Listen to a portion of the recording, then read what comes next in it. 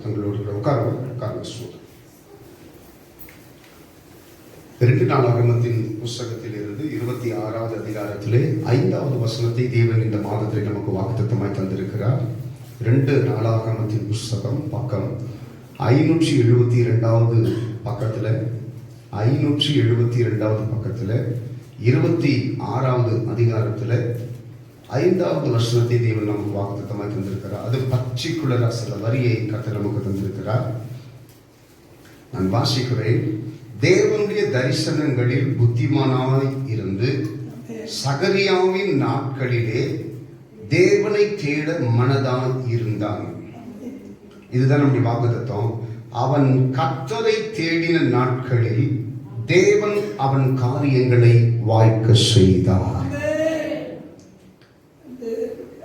இருதயத்திற்குள்ளே எக்கச்சக்கமான திட்டங்களோடு கூட தான் அந்த 9வது மாசத்துக்குள்ள வந்திருக்கிறோம்.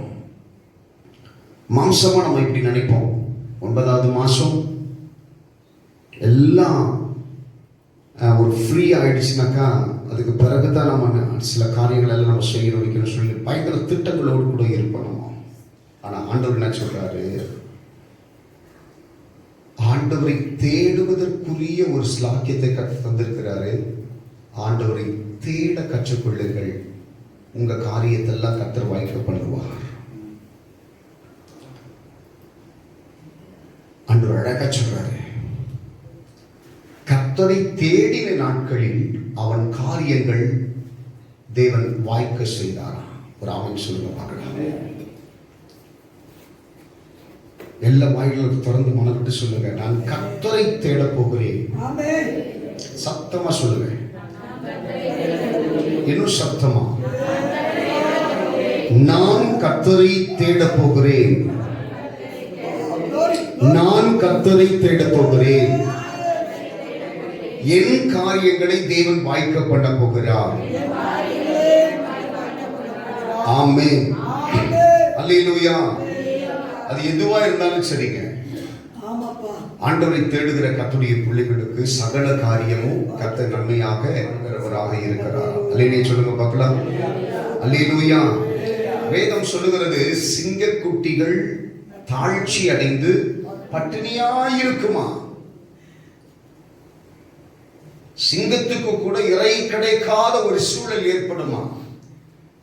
காட்டுல இந்த வசனத்தை ஆண்டவர் சிங்கத்தோடு கூட ஒப்பிட்டு சொல்வதற்கு என்ன காரணம் கேட்டீங்கன்னா, சிங்கம் பசியா இருந்ததா கிடையாதா? காட்டுல எக்கச்சக்கமான வேட்டை மிருகங்கள் இருக்கிறதா? அந்த வேட்டை மிருகங்கள்ல எது வேட்டையாடினாலும் சரி, சிங்கத்துக்கு பசிக்கிற போது சிங்கம் போச்சுனாக்கா அதை விட்டுட்டு ஓடிடுமா? உடனே சிங்கம் என்ன பண்ணா, அதை பீறி அதை பட்சித்து உண்ணுமா?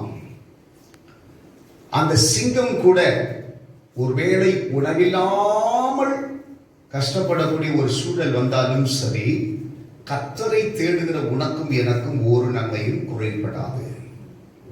ஒரு ஆமென் சொல்லுங்க பார்க்கலாம். அருமையா அந்த வசனம் எனக்கு ரொம்ப பிடிச்ச வசனம். எனக்கு மட்டுமல்ல, கர்த்தருடைய பிள்ளைகள் எல்லாருக்குமே ரொம்ப பிரியமான ஒரு வசனம். ஆண்டவர் அழகா சொல்றாரு, கர்த்தரை தேடுகிற தேவனுடைய பிள்ளைக்கு ஒரு நன்மையும் குறைபடாது. ஆண்டவர் சொல்றாரு, குறைவுகளோடு கூட நீ இருந்தாள், இந்த குறைவு எப்பொழுது மாறும் என்கிற ஒரு ஏக்கத்தோடு கூட நீ இருந்தாள். ஆண்டவர் சொல்றாரு, எலியாவை அந்த ஏழை விதவையுடைய வீட்டுக்கு அனுப்பி அந்த ஏழை விதவையுடைய குறைவுகளை மாற்றின கர்த்தர் வேத வசனத்தை கர்த்தர் இன்றைக்கு உன்னோடு கூட அனுப்ப போகிறார். உன் குடும்பத்திலே உனக்கு சார்ந்த சகல இடங்களிலும் இருக்கிற உன் குறைவுகளை கர்த்தர் உன்னை விட்டு அகற்றி 9வது மாதத்திலே நீ துக்கப்பட்ட நாட்களை கர்த்தரை விட்டு அகற்றி மகிழ்ச்சி உன் தலைக்கு மேலே கர்த்தர் வைத்து உன்னை ஆசீர்வதிக்க கர்த்தர் விரும்புகிறார். எத்தனை பேர் நம்புகிறீர்கள்? சத்தமா கரங்களை தட்டி உள்ளத்தின் ஆழத்தில் சொல்லுங்க பார்க்கலாம். என் குறைவுகளை கர்த்தர் நிறைவாக மாற்றப் போகிறார். என் தரித்திரத்தை செழிப்பாக கர்த்தர் மாற்றப் போகிறார். என் அவமானத்தை கர்த்தர் நீக்க போகிறார். நல்ல பிசினஸ், நல்ல வேலையை, நல்ல கிருமைகளை, நல்ல ஞானத்தை, நல்ல சுகத்தை, நல்ல பலத்தை, நல்ல மேன்மைகளை, நல்ல உயர்வுகளை அப்பா இயேசு எனக்கு கொடுக்க போகிறார். ரபா லகரதி நிவலோதி நிதனமா நீ நீதி ரபா கரதி நிதலோ கரதி நமாரியா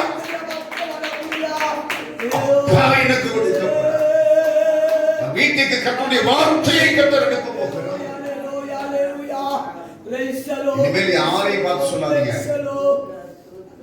இல்ல கஷ்டமா இருக்கு துக்கமா இருக்கு அப்படின்னு சொல்லாதீங்க.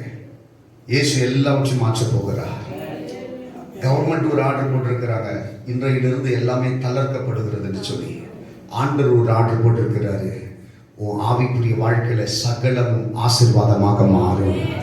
இனி உனக்கு துன்பம் இல்லை, இனி உனக்கு பிரச்சனை இல்லை, இனி உனக்கு பாடு இல்லை, இனி உனக்கு தரித்திரங்கள் கிடையாது. இனி உன்னை ஒடுக்கினவனை ஒரு காலம் நீ பார்க்க மாட்ட. இனி உன் செல்வத்தை ஒரு காலம் யாரும் திருட முடியாது. இனி உன் ஆசீர்வாதங்களை, உன் கிருபைகளை, உன் ஞானத்தை, உன் குடும்பத்திற்கு விரோதமாக எழும்பின பொய்யாத ஆவிகளை ஒரு காலமும் உன்னால் பார்க்க முடியாது. அவ்வளவு ஒரு பெரிய ஒரு ப்ரொடெக்ஷனை கர்த்தர் உனக்கு உள்ள கொண்டு வந்திருக்கிறார். அவ்வளவு பெரிய கிருபைகளை கர்த்தர் உனக்கு கொண்டு வந்திருக்கிறார். மத்திய எழுதின சுவிசேஷத்தில் கூட அதுதான் பார்க்கிறோம். கர்த்தரை தேடுகிறவர்களுக்கு முதலாவது தேவனுடைய ராஜ்யத்தையும் தேடுங்கள், அப்பொழுது உன் இருதயத்தில் இருக்கிற அவ்வளவு காரியத்தையும் கர்த்தர் சந்திக்கிறவராக இருக்கிறார். ஆண்டவரை தேடுவதற்கு நாம் முயல்கிறவர்களாக இருக்கணும். சாலமோனை பார்த்து தாவீது அதுதான் சொன்னார், என் அன்பு மகனே, நீ கர்த்தரை தேடினால் அவர் உனக்கு தென்படுவார். ஆண்டவரை தேடுவதற்கு நமக்கு, அதை சார்ந்தவர்களுக்கு, நம்முடைய பிள்ளைகளுக்கு நம்ம எவ்வளவு கற்றுக் கொடுக்கிறோமோ அவ்வளவு அது ஆசீர்வாதமாக இருக்கும். ஆண்டவரை தேடணும். தேடுவதில் ஒரு பாரம். ஆண்டவருடைய சமூகத்தில் வந்து உட்காரணும், ஆண்டவரை துதிக்கணும், ஆண்டவரை பாடணும், ஆண்டவருடைய சத்தத்தை கேட்கணும். அந்த நேரத்தை செலவிடுவதற்கு பல வழிகள் உண்டு. அந்த நேரத்தை வீணாக்குவதற்கு பல சூழல்கள் உண்டு. ஆனா எல்லாவற்றையும் விட்டு ஆண்டவருடைய சமூகம் தனக்கு வேண்டும், ஆண்டவருடைய பிரசன்னம் தனக்கு வேண்டும், ஆண்டவருடைய கிருபை தனக்கு வேண்டும். அல்லேலூயா. குடும்பமாக அந்த பிரசன்னத்துடைய நிழலிலே என்ன பண்ணணுமா, தாபரிப்பதற்கு விட்டு கொடுக்க வேண்டுமா? குடும்பமாய் தேவனுடைய பிரசன்னத்திற்கு முன்பதாக என்ன பண்ணணுமா, அவருடைய சமூகத்தில் உட்கார்வதற்கு நாம் விட்டு கொடுப்போம். ஆனால் ஒரு நன்மை நம்முடைய வாழ்க்கையிலே குறையாது. இனி அதுதான் சொல்றாரு, நீ முதலாவது நீ சுடுகிற அப்பத்துல முதல்ல எனக்கு கொண்டு வர்றாரு. முதலாவது கர்த்தரை தேடு, முதலாவது கர்த்தருக்குரிய பங்கு கொடு, முதலாவது கர்த்தருக்கு என்ன செய்யணும் அதை செய். வாழ்க்கை ரொம்ப ஆசீர்வாதமாக இருக்கும். வாழ்க்கை மகிழ்ச்சியாக இருப்பதற்கு பல வழிகள், உன் வாழ்க்கை மேலோங்கி இருப்பதற்கு பல வழிகள், உன்னுடைய வாழ்க்கை உயர்வதற்கு பல வழிகள். ஆண்டவருக்கு முதலிடம் கொடுக்கிறவர்களாய் மாறணும். ஆண்டவருக்கு முதலிடம் கொடுக்கணுமா? எப்பவுமே ஆண்டவருக்காக நாம் எதை செய்கிறோமோ அதை கர்த்தர் என்ன பண்ணுவார், இரட்டிப்பாய் கர்த்தர் நமக்கு தருவார். ஆண்டவரை தேடுவதிலே நாம் முதல் இடத்தில் இருக்கிறவர்களாக இருக்கணுமா? ஆண்டவரை தேடுதல, அதுவும் ஆண்டவரை முழுமையாய் தேடுவதற்கு நாம் கற்றுக்கொள்ள வேண்டுமா? அதுதான் ஆண்டவர் சொல்றாரு, நம்முடைய ஆவி, ஆத்மா, சரீரம் எல்லாவற்றையும் என்ன பண்ணுமா, ஆண்டவருக்கு முழுமையாய் ஒப்பு கொடுத்து கர்த்தரை தேடுகிற தேவனுடைய பிள்ளைகளாய் மாறணுமா? அதுதான் அந்த வசனம் அழகா சொல்லுது. அவன் கர்த்தரை தேடுவதற்கு தன்னை விட்டு கொடுத்தான். அல்லேலூயா சொல்லுங்க பார்க்கலாம். எடுத்து வாசிங்க பார்க்கலாம் திருப்பி அந்த வசனத்தை. அந்த கடைசி கர்த்தரை தேடின நாட்களில், அந்த வசனம் இவ்வளவு தெளிவா சொல்லுது பாருங்க. அதுக்கு முன்னாடி அவன் தேடினானோ தெரியதில்லை. ஆனா அவன் சொல்றான், கர்த்தரை தேடின நாட்களில் அவன் காரியங்களை தேவன் வாய்க்கப்பட்டான். எவ்வளவு அழகா சொல்றாரு பாருங்க. அவன் தேடுகிற போது, நாம் தேடுகிற போது, நம்ம கிறிஸ்டியனா இருக்கிறதுனால தேவன் நம்மளோட கூட இருந்து நம்முடைய காரியங்களை அவர் வாய்க்க பண்ணுவார் என்பது 100% தவறான காரியம். கிறிஸ்துவை பின்பற்றக்கூடியவர்களாக, கிறிஸ்துவை தேடுகிறவர்களாக நாம் இருந்தால் மாத்திரம் நம்முடைய வாழ்க்கை ஆசீர்வாதமாக இருக்கும். பல பிரச்சனைகள் அநேக குடும்பங்கள்ல வர்றதுக்கு முக்கியமான காரணம் என்ன கேட்டீங்கன்னா, கர்த்தரை தேடுவதற்கு முக்கியத்துவம் கொடுப்பது கிடையாது. பல சாக்கு சொல்லுவாங்க, அதெல்லாம் இந்த 9வது மாசத்துல அதெல்லாம் மாத்திக்குங்க. நிறைய பேர் போன் பண்ணி கேட்பாங்க, ஐயா சபை எப்ப திறப்பாங்க? ஆண்டுடைய சமூகத்தில் எப்போ எங்களால் வர முடியும்? எங்களுக்கு அதற்கு ஒரு வாய்ப்பு கிடைக்காதா? சிலருடைய போன் கால் வந்து வேற எதையும் பத்தி பேச மாட்டாங்க. ஐயா நாங்க சபைக்கு வரணும், அதுக்காக ஜெபம் பண்ணுங்கன்னு கேட்டிருக்காங்க. நிறைய பேர் கேட்டிருக்காங்க என்னோட போன் பண்ணி. வேற நான் போன் பண்றப்ப நினைப்பேன், வேற ஏதாவது குறிப்புகள் சொல்லுவாங்களா, அல்லது வேற ஏதாவது ஜெபம் சொல்லுவாங்களா, இல்ல எதுக்காக ஜெபிக்கன்னு சொல்லுவாங்களா? கிடையாது. ஒரு ஃபேமிலி இருக்கிறாங்க, இதுவரைக்கும் என்கிட்ட போன் பண்ணி இந்த குறிப்புக்காக ஜெபம் பண்ணதுக்காக ஜெபம் பண்ண கேட்டதே கிடையாது. ஐயா சபைக்கு நாங்க வரணும், அதுக்கு எங்களுக்கு ஒரு ஃப்ரீடம் வேணும், எங்களுக்காக ஜெபம் பண்ணிக்கங்க அப்படிதாங்க. ரொம்ப சந்தோஷமா இருக்கும். அவங்க போன் வச்ச உடனே ஆண்டவருக்கு ஒரு நன்றி சொல்றாரு. அவளை அந்த வார்த்தை கேட்கிறப்பவே அவ்வளவு சந்தோஷமா இருக்கும், அவ்வளவு மகிழ்ச்சியா இருக்கும். காரணம் என்ன கேட்டீங்கன்னாக்கா, அந்த கர்த்தரை தேடுவதில் அந்த ஜனங்களுக்கு இருக்கக்கூடிய, என்னை பொறுத்த வரைக்கும் அதுதான். இந்த இடத்துல உட்கார்ந்துட்டு இருக்கிற இந்த சபைக்குள்ள, இந்த பேழைக்குள்ள இருக்கிற ஜனங்கள் கர்த்தரை தேடுவதிலே ஒரு பாரமுள்ள ஜனங்களா மாறிட்டாங்கன்னாக்கா, அவங்க காரியெல்லாம் ஆட்டோமேட்டிக்கா கர்த்தர் வாய்க்க பண்ணிட்டே இருப்பாரு. அவங்க உயர்ந்துட்டே இருப்பாங்க. அவங்க உயர்வதற்கென்று ஒரு ஸ்பெஷலா ஒன்று செய்ய வேண்டிய அவசியம் கிடையாது. அதுக்கிட்ட ஸ்பெஷலா எந்த ஒரு காரியத்தை நம்ம பண்ணணுன்ற அவசியம் கிடையாதுங்க. நல்லா யோசிச்சு பாருங்க. ஆண்டவருடைய சமூகத்துல தேவனுடைய பிள்ளைகள் ஆகிய நாம தேவனை தேடுவதிலே, அதுவும் நாம மட்டுமல்ல, நாம் குடும்பமாய் சேர்ந்து கர்த்தரை தேடுவதிலே ஒரு பாரம் உள்ளவர்களை நம்ம ஆண்டு சொல்ற. இன்னைக்கு இருக்கக்கூடிய பிரச்சனைகளை கிராஸ் பண்ணி போனோம்னாக்கா கண்டிப்பா உங்க கூட கர்த்தர் இருக்கணும். உங்க கூட கர்த்தர் இல்லாம ஒரு காலமும் கிராஸ் பண்ணி போக முடியாது. ஒரு சின்ன ஒரு தரிசனத்தை கர்த்தர் ஒரு முறை எனக்கு காண்பித்தார். ஒரு சின்ன ஒரு தரிசனம் தான், ஆனா அழகான தரிசனம் அது. ஒரு பெரிய ஒரு காற்றாற்று வெள்ளம், அதை கடந்து போயே ஆக வேண்டும். ஆனா கடக்க முடியல. ஒரு சின்ன பையன் ரொம்ப நேரமா அந்த தண்ணிக்கு பக்கத்தில் நின்றுட்டு இருக்கிறான். நிறைய பேர் கிராஸ் பண்ணி போறாங்க, ஆனா இவனால அதை கிராஸ் பண்ண முடியல. ஒண்ணு அவனுடைய தலைக்கு மேலே அந்த வெள்ளம் வருகிறதை பார்க்கிறான், வந்துட்டு போயிட்டு திருப்பி வந்துடுறான். அவன் நினைக்கிற அந்த காரியத்தை அவனால ஃபேஸ் பண்ண முடியல. ஆனா கொஞ்ச நேரம் பொறுத்து அவனுடைய தகப்பன் வருகிறார். ஸ்தோத்திரம். அவங்க அப்பா வராரு. உடனே அவன் என்ன பண்றான், ஓடி போய் அவங்க அப்பா மேல ஏறி உட்கார்ந்துருக்கிறான். அவங்க அப்பா என்ன பண்றாரு, அவனை தூக்கி ஷோல்டர் மேல உட்கார வைக்கிறாரு. அவ்வளவு நேரம் அவனுக்கு ஒரு பெரிய ஒரு சவாலா இருந்தது. ஆனா அவங்க அப்பா வந்த உடனே அவனை தூக்கி அந்த ஷோல்டர் மேல உட்கார வச்ச உடனே அந்த பிரச்சனை, அதாவது கடக்க முடியாத அவன் ஃபேஸ் பண்ண அந்த பிரச்சனை பெருசா அவனுக்கு தெரியல. சாதாரணமா போயிட்டே இருக்கிறான், சாதாரணமா போறான். அங்க போய் அவன் திரும்பி பார்க்கிறான். நான் தனிமையா வந்தேன், உன்னை என்னால கடக்க முடியல, ஆனா எங்க அப்பாவோடு கூட வந்தேன், உன்னை சாதாரணமா நான் கடந்துட்டேன். கரங்களை உயர்த்தி சொல்லுங்க பார்க்கலாம். அது போலதாங்க ஆண்டவரோடு கூட ஒரு பிரயாணம் பண்ணி பாருங்க. ஆண்டவரை தேடி அந்த மகிழ்ச்சி ஆண்டவருடைய கருத்திலிருந்து பெற்று பாருங்க. அது உங்க வாழ்க்கையில ரொம்ப ஒரு வித்தியாசமான ஒரு காரியத்தை உங்களுக்கு உண்டாக்கும், ஒரு பெருத்த நன்மையை உங்களுக்கு உண்டாக்கும் என்று சொல்லி நான் நம்புகிறேன். ஆண்டவர் அவ்வளவு பெரியவர், ஆண்டவருடைய பிரசன்னம் அவ்வளவு பெரியது. ஆண்டவர் தேடுகிற பிள்ளைகளுக்கு ஒரு நன்மையும் கர்த்தர் குறைபட விடவே மாட்டேன் என்று சொல்லி கர்த்தர் சொல்லுகிறார். எனக்கு பிரியமான என் அன்பு கர்த்தருடைய பிள்ளைகளே, நாம் விதைக்கிறவைகளை கட்டாயமாலே அறுக்க முடியும். இந்த புதிய மாதத்திற்குள்ளே பிரவேசித்திருக்கிறவர்களை பார்த்து கர்த்தர் சொல்லுகிற ஒரு முக்கியமான காரியம், சாக்கு போக்குகள் சொல்லாமல், ஆண்டவரை தேடுவதிலே குறைவு வைக்காமல், ஆண்டவருடைய சமூகத்தில் ஜெபிப்பதிலே, ஆண்டவரை பாடுவதிலே, தேவனுடைய ஆலயத்திற்கு போவதிலே குறை வைக்காம ஆண்டவரை தேடி பாருங்க. உங்க வாழ்க்கை மிகவும் ஆசீர்வாதமா மாறும். அதனால தாவீது சொல்றாரு, ஆலயத்திற்கு போவோம் வாங்கன்னு சொல்லி அழைத்த போது நான் சந்தோஷமா இருந்தேன்னு சொல்றாரு.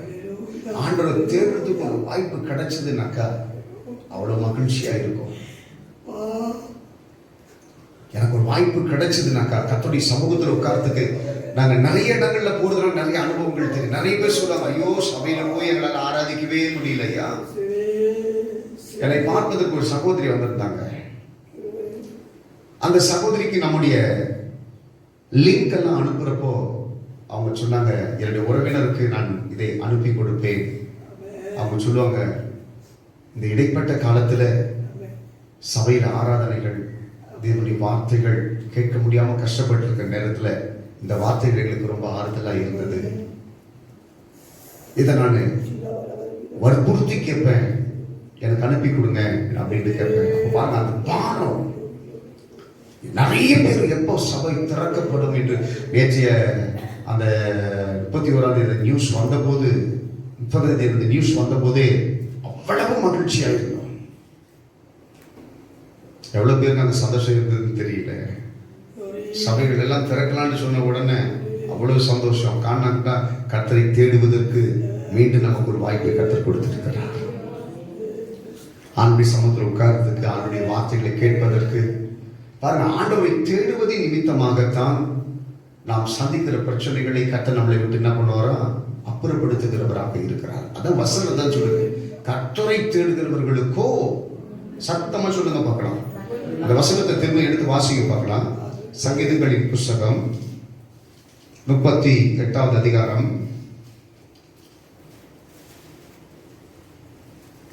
34ஆம் அதிகாரம் 10வது வசனம் பாருங்க. சிங்கக்குட்டிகள் தாழ்ச்சி அடைந்து பட்டினியா இருக்கும் கர்த்தரை தேடுகிறவர்களுக்கோ. அந்த வசனத்தோட அந்த பின்னிணைப்பை பாருங்க. அதுக்கு என்ன கேட்டீங்கன்னா, ஒரு குறிப்பிட்டவர்களுக்கு, அந்த குறிப்பிட்டவர்கள் யாருக்கு பார்த்தீங்கன்னாக்கா, ஆண்டவரை தேடுவதற்கு தங்களை அர்ப்பணித்தவர்கள், ஆண்டவர் போதும் என்று சொல்லி நினைப்பவர்கள், ஆண்டவர் தான் தனக்கு வேண்டும் என்று சொல்லி வாஞ்சிக்கிறவர்கள் தான் அந்த குறிப்பிட்ட ஒரு சிலர்.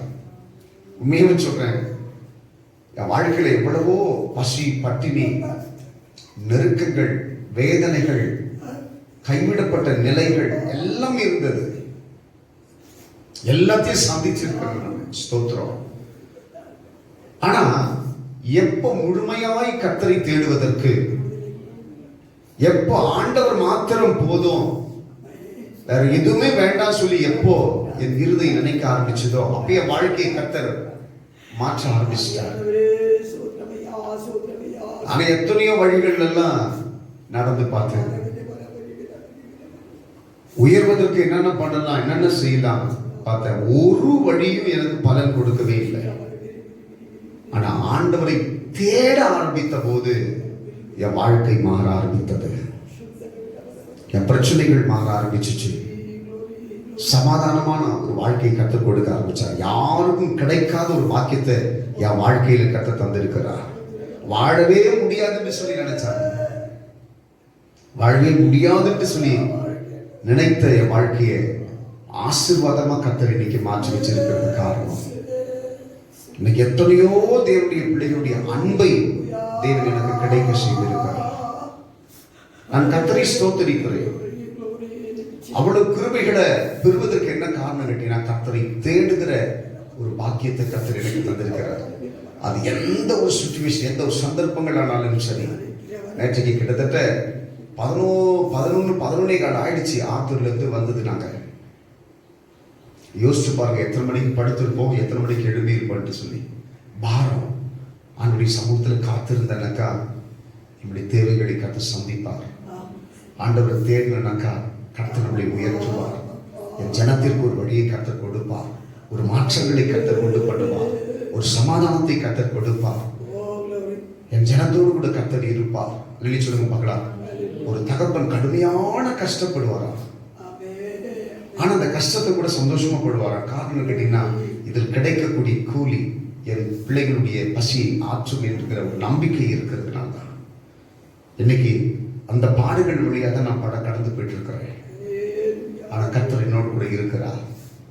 இந்த சிச்சுவேஷன்லயும் கர்த்தரை தேடுகிறதற்கு ஒரு வாய்ப்பை கர்த்தர் தந்திருக்கிறார். சந்தோஷமா நான் பயன்படுத்திட்டு இருக்கிறேன்.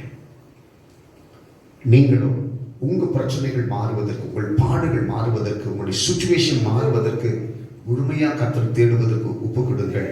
ஆண்டவர் உங்க கூடவே இருந்து உங்களை ஆசீர்வதிக்க போகிறார். நம்ம எல்லாரும் அப்படி கண்களை மூடலாமா? நம்ம எல்லாரும் அப்படி கண்களை போடலாம். ஸ்தோத்திரம். எல்லாம் அப்படியே சொல்லுங்க. பேருங்க இந்த 9வது மாசத்துல எனக்கு நன்மை நடக்கணும், நான் சந்தோஷமா இருக்கணும், என்னுடைய வாழ்க்கையில முற்றுப்புள்ளி வைத்த ஜனங்களுக்கு முன்னாடி நான் உயரணும்னு சொல்லிட்டு எத்தனை பேர் நினைக்கிறீங்க?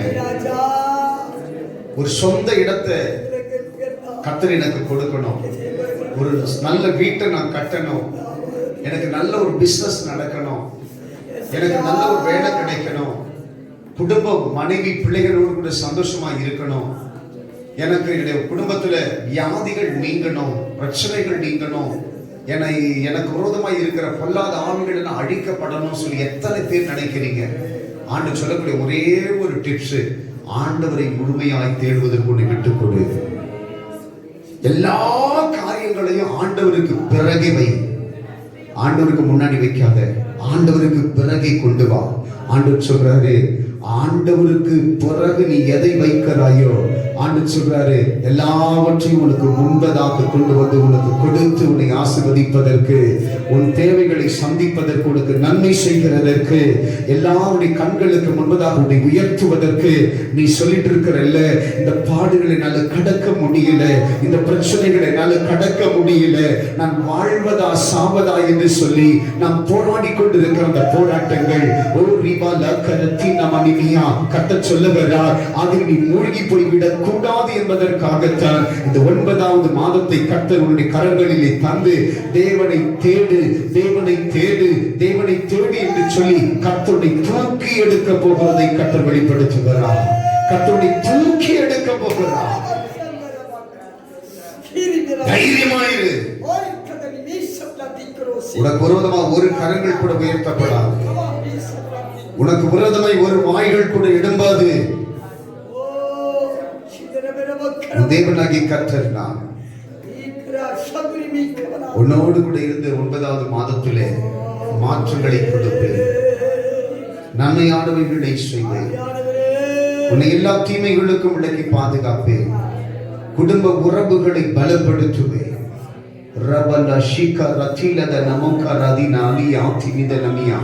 வியாதி என்கிற அரக்கனை கர்த்தருடைய விட்டு விளக்க வேண்டும் சொல்லி கர்த்தர் நினைக்கிறார். உன் சரீரத்தில் ஒட்டி கொண்டிருக்கிற பலகீனத்தை கர்த்தருடைய விட்டு அப்புறப்படுத்த விரும்புகிறார்.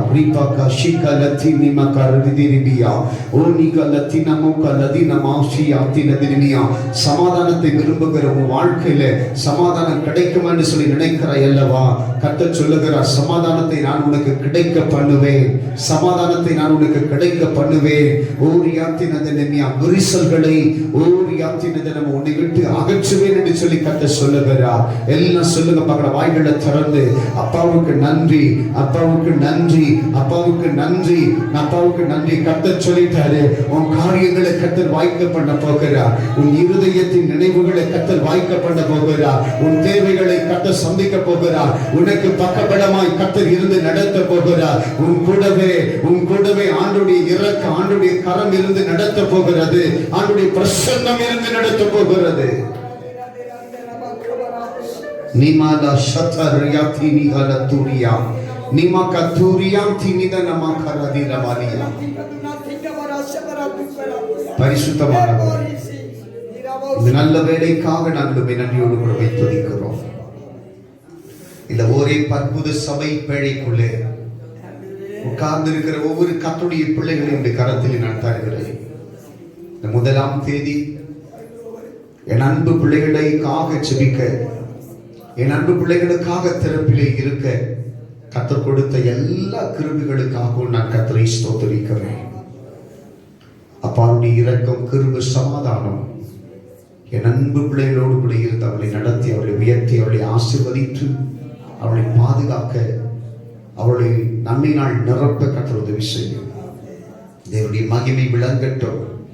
மாறாத தெய்வத்துடைய வழிநடத்துதல் தம்முடைய பிள்ளைகளோடு கூட இருக்கட்டும். ஆண்டவரே, அவருடைய ஒவ்வொரு தேவைகளையும் சந்தித்து கர்த்தர் பாதுகாத்துக் கொள்ளும். ஆண்டவரே, தனக்காக வாழ்கிற ஆண்டவரே ஸ்தோத்திரம். எல்லா காரியங்களையும் விட்டு கர்த்தருக்காக ஆண்டவரே வாழ்வதற்கு என் ஜனத்திற்கு கர்த்தர் கிருபை செய்கிறார். ஆண்டவருடைய இரக்கம் தம்முடைய பிள்ளைகளோடு கூட இருக்கட்டும். ஆண்டவரே, ஆண்டுடைய மகிமை தம்முடைய பிள்ளைகளோடு கூட இருக்கட்டும். ஆண்டவரே, மாறாத வழி நடத்துதல் தம்முடைய பிள்ளைகளை சூழ பாதையை வழங்கட்டும். இந்த பேழைக்குள் இருக்கிற ஒவ்வொருவரையும் கரத்தில் நான் தருகிறேன். ஆண்டவர் நடத்துங்க. என் ஆண்டுடைய பிரசன்னம் நடத்தட்டும். என் ஆண்டுடைய மகிமை நடத்தட்டும். என் ஆண்டுடைய கிருபை நடத்தட்டும். ஆண்டவரே, தொடர்ந்து எங்களோடு கூட கர்த்தர் இடைப்படும். இயேசுவின் நாமத்தில் பிதாவே, ஆமென், ஆமென், ஆமென். என் ஆத்துமாவே கர்த்தரை ஸ்தோத்திரி, என் உடலமே அவருடைய பரிசுத்த நாமத்தை ஸ்தோத்திரி. என் ஆத்துமாவே கர்த்தரை ஸ்தோத்திரி, கர்த்தர் செய்த சகல உபகாரங்களும் மறவாதே. ஆமென். அல்லேலூயா, அல்லேலூயா, அல்லேலூயா, அல்லேலூயா, அல்லேலூயா, அல்லேலூயா. God bless you. கர்த்தர் உங்களோடு கூட இருப்பாராக.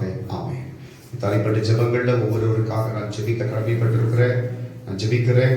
கர்த்தர் உங்களோடு கூட இருப்பார்.